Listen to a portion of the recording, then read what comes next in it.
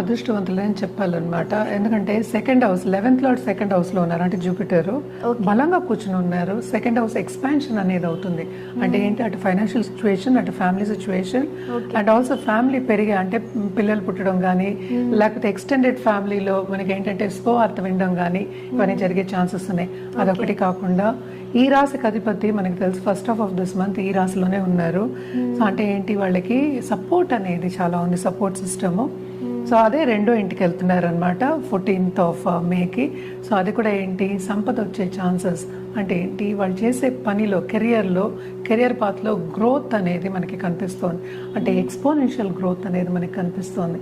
అంటే రెండు మనకి ప్లానెటరీ, అంటే ఏంటి, జూపిటర్ వీనస్ చాలా బలమైన ప్లానెట్స్, అంటే బెనిఫిక్ ప్లానెట్స్ అన్నమాట ఈ రాశికి. సో తప్పక చాలా చాలా బాగుంటుందని చెప్పుకోవాలన్నమాట. అటు ఫైనాన్షియల్ పరంగా, అటు ఫ్యామిలీ పరంగా, అలాగే ఏంటంటే పిల్లలు కూడా వీళ్ళకి